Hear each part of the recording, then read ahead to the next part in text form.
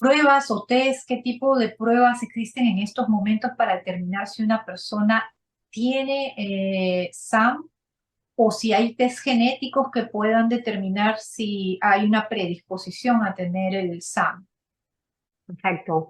Bien, actualmente lo consensuado, sí, a nivel criterios de la Organización Mundial de la Salud, que es en los criterios en los cuales nos basamos, tenemos que medir, sí, algo que es sencillo, por suerte, el diagnóstico inmediato, si lo pensamos, sí, diríamos que es sencillo de hacer porque es la medición, sí, de una sustancia en sangre que se llama triptasa sérica, ¿sí? La triptasa sérica es un mediador liberado casi exclusivamente en el cuerpo por el mastocito, no por otras células, ¿sí? Algunos, digamos, está también definido por pequeña liberación de basófilos, pero en su exclusividad es una molécula liberada por los mastocitos. Entonces, si yo tengo una liberación masiva de mediadores mastocitarios, lo que mido en sangre por su vida media es la triptasa sérica. Lo ideal para hacer un diagnóstico, yo primero voy a decir teóricamente, digamos, qué es lo correcto y definido, y después qué es lo que pasa también en la práctica. Lo correcto es que esa medición sea hecha luego de media hora de ocurrido un evento Ujú. de alergia o de anafilaxia, ¿sí? Hasta 2 horas luego del evento, ¿sí? Entre la media hora Súper y dos difícil. horas luego. Súper difícil, Moshe, porque si la persona acudió a la guardia, lo primero que hace es estabilizar al paciente, ¿sí? Ujú. Entonces, me ha pasado en mi experiencia solo con una paciente que me ha venido a ver y en su primera visita ella me comenta que es internada en una guardia, bueno, en un hospital muy conocido de aquí de Buenos Aires, y le hicieron la medición de triptasa sérica. Bueno, claramente aquel que se la hizo pues, la pensó, ¿sí? Entonces, si yo tengo un valor elevado, digamos, la persona debuta con un valor elevado, hay unas reglas que, bueno, no las voy a mencionar, que es el valor por dos, bueno, no importa. Bueno, eso sumado a que la persona tiene que mejorar con un tratamiento antimediador, con un tratamiento antihistamínico, hace al diagnóstico exquisitamente, ¿no? Y como bien te decía, también hay otros diagnósticos no tan estandarizados que es medir los metabolitos de ciertos mediadores que libera el mastocito en orina. Por ejemplo, la N-metilhistamina en orina de 24 horas, ¿sí? Pero no están estandarizados y acá hay varias discusiones en los grupos de expertos sobre si hacer el diagnóstico con estos metabolitos o no. Lo universalmente conocido es la triptasa sérica, ¿sí? A nivel genético no hacemos el diagnóstico o la predisposición de la parte de síndrome de activación mastocitaria. La parte la genética sí está relacionada con la mastocitosis, ¿sí? Por las mutaciones, pero en los síndromes de activación mastocitaria puede no haber ningún tipo de mutación, ¿sí? Ok, listo.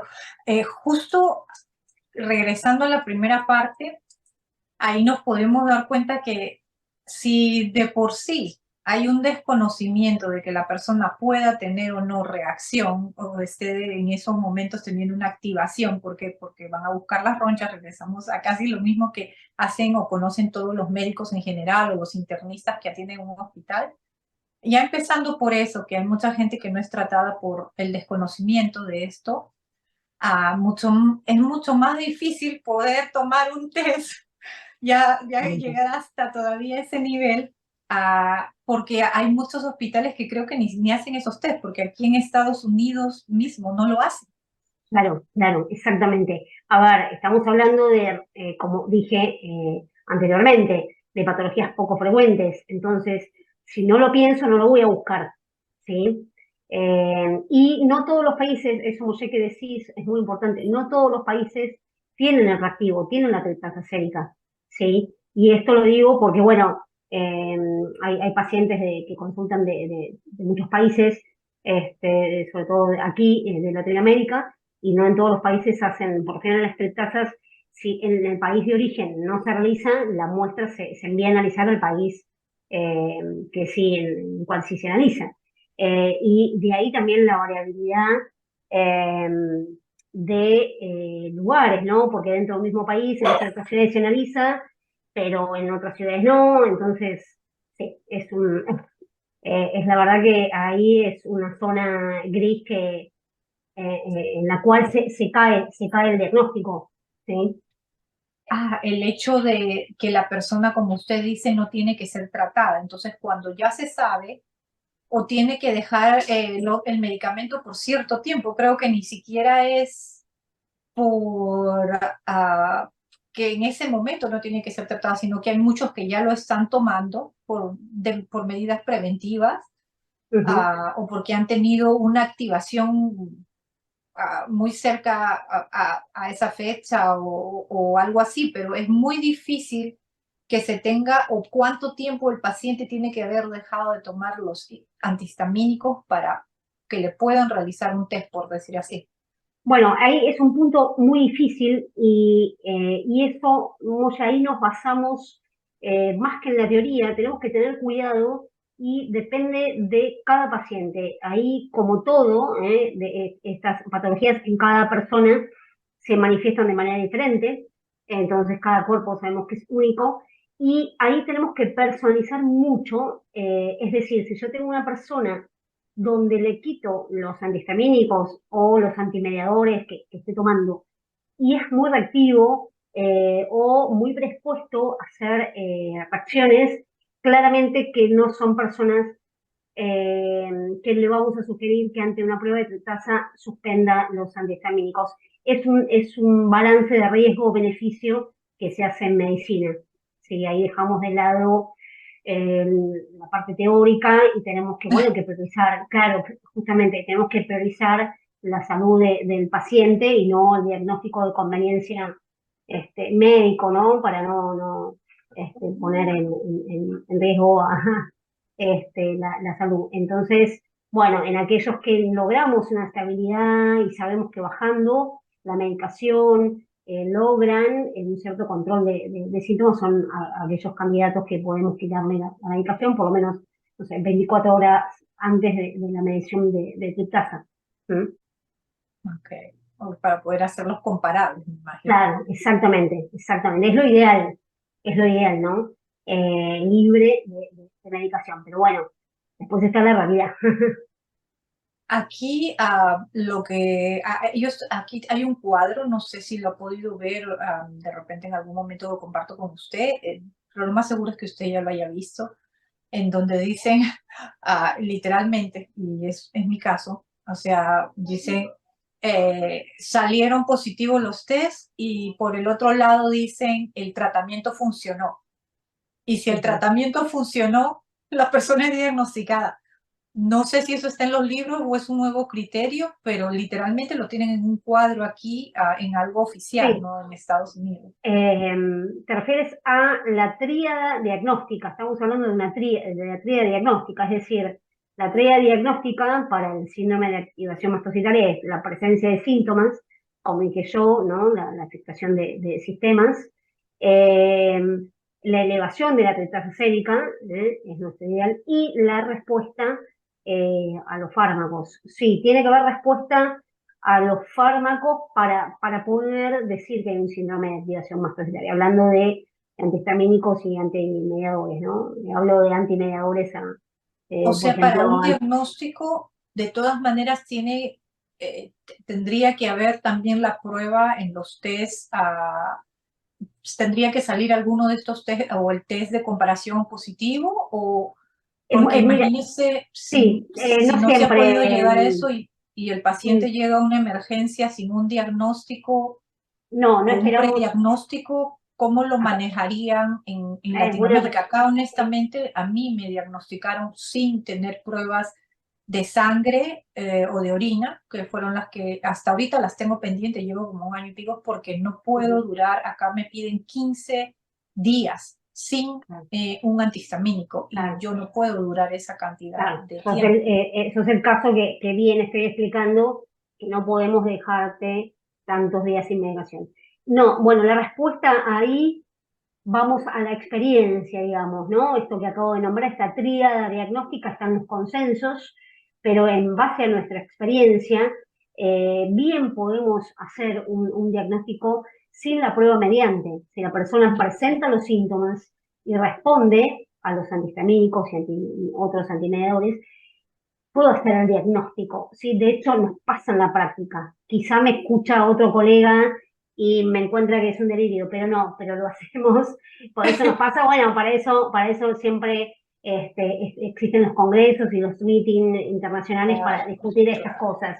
Pero en la práctica lo vemos, Moshe. Entonces, yo tengo pacientes, he tenido pacientes con Ehlers-Danlos, que han manifestado síntomas de síndrome de activación mastocitaria con una prueba, digamos, totalmente, digamos, no pudimos testearla en emergencia porque son pacientes que quizá es al revés, la emergencia va al hogar, va a la casa, ¿no? Si uno llama a un número de emergencias, puede ser asistido por un médico a domicilio, entonces ahí no se hacen pruebas, ¿sí? Entonces, y sin embargo, ¿sí? Si la persona bajo un tratamiento responde y atenúa los síntomas, claramente yo puedo afirmar que tiene un síndrome de activación mastocitaria como te ha pasado a ti. Así que sí, no, eso, y va a depender, ahí igualmente yo estoy dando mi criterio y mi experiencia en el consultorio, ahí quizá, bueno, acorde a cada profesional puede haber una diferencia de opinión, claramente, ¿no? Pero te puedo afirmar que sí, que hacemos el diagnóstico sin, muchas veces sin la prueba. ¿Sí? ¿Usted sabe si hay otros problemas inmunológicos que puedan confundirse con el SAM, o es definitivamente esas sintomatologías siempre están relacionadas con el SAM? O hay, hablando de problemas inmunológicos, no de otro tipo de pues, Sí, situación. bueno, a ver, hay que hacer siempre diagnósticos diferenciales. Hay una íntima relación, eso se sabe, entre Ehlers-Danlos y síndrome de activación mastocitaria, pero por lo general la persona también es evaluada con otros diagnósticos diferenciales, ¿sí? Por ejemplo, hay déficit de algunos anticuerpos, algunas inmunoglobulinas del sistema inmunitario, que muchas veces no olvidemos que esto se inicia con cuadros de alergias, entonces la persona en algún momento visita a un alergólogo, ¿sí? Ya sea por motivación propia o indicado por otro profesional. Y por lo general, obviamente, los alergólogos estudian, a lo que van a estudiar es la inmunidad. Entonces, alteraciones de la inmunidad sí también pueden presentarse y tiene que ver con diagnósticos diferenciales y no porque esté en relación a Mendel's. Pero, pero bueno, en este mecanismo de entidades poco frecuentes tenemos que estudiar otras cosas más frecuentes, ¿no? Entonces, alteraciones de la inmunidad como déficit de anticuerpos pueden darse a una persona y es mucho más frecuente. Entonces, digamos, sí se puede evaluar. El, con lo que sucedió con el COVID, pues se dieron cuenta de que Tal muchas cual. personas no desarrollaban anticuerpos ante el COVID y peleaban con los T-cells. ¿Qué nos puede decir un poquito al respecto? ¿Cómo trabajan los T-cells en nuestro cuerpo? Claro, es una respuesta inmune siempre, sí, está dada frente, sí, a un cuerpo extraño, sí, en este caso, hablando de COVID, sí, el COVID fue un virus que nuestro cuerpo a esta nueva cepa no conocía, entonces lo que uno desarrolla, cada una de nosotros desarrolla es una autoinmunidad, donde desarrolla anticuerpos, ¿sí? Que lo que generan es receptores para combatir las moléculas virales, ¿sí? Y generar inmunidad, ¿no? Una respuesta inmune que se divide en celular y humoral. Son dos respuestas inmunes que hacen que uno, cualquiera de nosotros, desarrolle defensas y memoria, Ujú. para combatir, digamos, estos virus, digamos, estos gérmenes no reconocidos previamente. Entonces, si tengo un déficit de alguna de estas inmunidades, eh, sí, claramente que la afectación puede ser más severa, y esto lo hemos visto con la experiencia, lo ha dejado, ¿sí? Y después con la introducción de las vacunas, que justamente lo que generaron es una inmunidad colectiva, eso ha logrado, digamos, encauzar la pandemia. Y sí, lo ha dejado mucho más expuesto, porque en la pandemia incluso muchas personas fueron evaluadas en su inmunidad, eh, y como vos bien decís, no sé, se ha pensado en esa etapa, y en esta etapa posterior también. Sabes que en relación a eso, durante la pandemia hemos trabajado con los temas en relación a los mastocitos, y Ujú. ahí hubo un dato positivo, que es que la experiencia de pacientes con alteración de mastocitos y COVID eh, no ha demostrado mayor riesgo de afección. Eso ha sido muy positivo. Eh, digamos, se ha estudiado un grupo de pacientes con mastocitosis y síndrome de activación mastocitaria, y Ujú. no han demostrado mayores complicaciones, ¿sí?, en relación a la infección con COVID, que pacientes sin estas patologías, ¿sí? Entonces, ahí nos podemos dar cuenta que no tenemos que mezclar justamente la alteración del mastocito con una alteración de la inmunidad, ¿sí? Algo que se ve comúnmente es que las personas que tienen activación mastocitaria después de un COVID o un virus han terminado como con una predisposición a desarrollar alergias que a veces ni siquiera tenían anteriormente, o con que hayan quedado con reacciones más graves de las que tenían, porque eso sí lo he escuchado y lo he visto bastante, lo he Sí, vivido. ahí, claro, sí, sí, y ahí en realidad tiene que ver el síndrome postviral, ¿sí? Hay algo conocido y que está haciendo estudio, que es el long COVID, ¿sí? Que es este síndrome postviral, que, digamos, los sistemas se han visto afectados por el COVID. Entonces, te diría que ahí hay una relación más directa con lo postviral que eh, con el mastocito en sí. No sé si se entiende, ¿sí?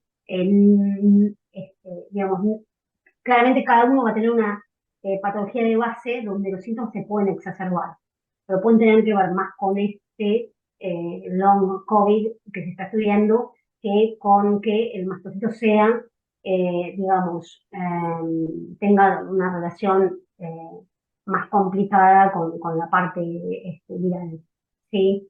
Entonces, eh, y bueno, claramente habrá que personalizar en cada uno qué es lo que se está afectando después, ¿no? Claramente. Ujú. Y, por ejemplo, lo que yo vi que mencionaba esta doctora es que no entendí, y creo que muchos tampoco me entienden, si es que, porque ella hablaba del SAM para pacientes que post-COVID. Lo que no entendí es que si el paciente ya tenía el síndrome, o si es que había desarrollado el síndrome, o vino a detonar después del COVID. Eso es la parte como que no quedaba muy claro, y muchas personas no entienden, porque hay Claro, mucha gente que post-COVID es diagnosticada de disautonomía, o sí. post-vacuna, o post algún virus X, es diagnosticada después con disautonomía, pero han sido tratados con el mismo tratamiento que se da para el SAM, Ujú. y ha funcionado.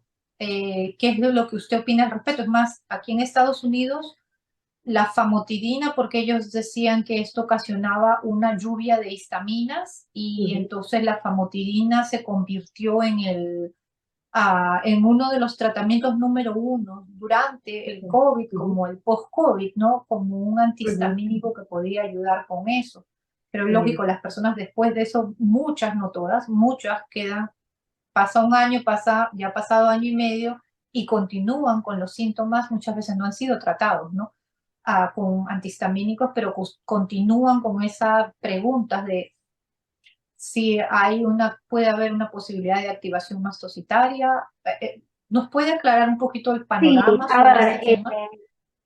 digamos, cuando nosotros hablamos del síndrome de activación mastocitaria, hay tres tipos de síndrome, esto hay que tenerlo claro, ¿sí? Ok, Eh, claro, entonces tenemos el síndrome de activación mastocitaria, ¿sí? Primario, ¿m? Primario que tiene que ver muchas veces con primario, secundario y terciario, vamos a decirlo de alguna manera, ¿no? Entonces, eh, el primario o idiopático, se puede decir, en el tercer caso, puede estar relacionado a la clonalidad del mastocito, ¿sí? Y estamos hablando de una relación ahí donde lo origina la mastocitosis, ¿sí?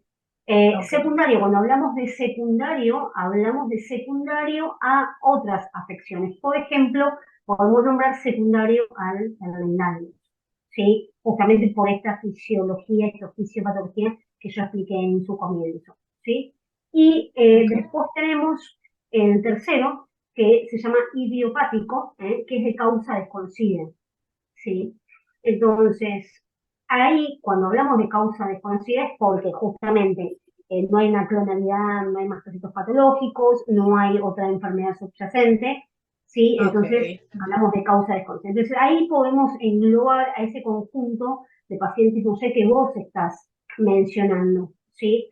Entonces, esas cuestiones idiopáticas muchas veces son factores predisponentes, y frente a diversos estímulos, factores desencadenantes, y uno puede ser el factor desencadenante viral, puede hacer activar el mastocito, pero tiene que haber una cierta predisposición, ¿sí? Eh, Ahora, no he leído sobre el uso de famotrina tan masivo ahora en Estados Unidos. Sí, acá es una droga, es un antihistamínico que inhibe un receptor en particular. También es utilizado como una droga para el uso de reflujo, de gastritis, sí que reemplaza a la ex-ranitidina, que es una droga Sí, también de la misma familia, que era extraordinaria y se desreguló, que se ha sacado por la FDA, aquí por el MAC, y es reemplazada por la famotrina. Pero la usamos en complemento también con otras sustancias, con otros inhibidores, sí, de otros receptores, de los receptores H1. Entonces hacemos combinaciones justamente para inhibir en mayor medida la acción de los mediadores mastocitarios. Pero, pero bueno, digamos, como la lista de factores desencadenantes, si yo digo, bueno, ¿cuáles son los factores desencadenantes para que se active un mastocito? Bueno, tengo factores ambientales, ¿sí? El frío, el calor, la picadura de avispas, abejas, a veces de hormigas, ¿sí? Serpientes, factores dije ambientales, factores farmacológicos, el grupo de los AINES, antiinflamatorios no esteroideos, penicilinas y derivados, morfina, ¿sí? Opioides y derivados, por ejemplo, ciertas anestesias, factores psicoemocionales, ¿sí? Entonces, ahí tengo una lista enorme. Entonces, bueno, que digamos, la parte viral sea un factor desencadenante puede ser una opción, pero esa persona tiene que tener una cierta predisposición, ¿no? Entonces, eh, ahí, digamos, generalizar eh, sería riesgoso, por decirlo así. claro. ¿Sí? Sí, es muy, muy importante lo que nos está comentando porque muchas personas no entienden porque muchas veces cuando salen y está haciendo calor, después se sienten fatales, hasta literalmente terminan en una emergencia después de haberse expuesto al calor o haberse expuesto al frío, y a veces hasta muchos los tildan de hipocondriacos, de que están locos o de que se están inventando las cosas, porque pues para muchos eso es rarísimo, ¿no? Entre las cosas que usted está remarcando, la parte emocional también es algo extraño para muchos. Hasta a veces uno piensa que la gente es dramática, ¿no? Y hasta a veces la gente no entiende, pero yo me imagino que acá también tiene que haber algo con la parte ya de otros químicos que el cuerpo genera, las órdenes que da el cerebro hacia el sistema inmunológico y cosas así, ¿no?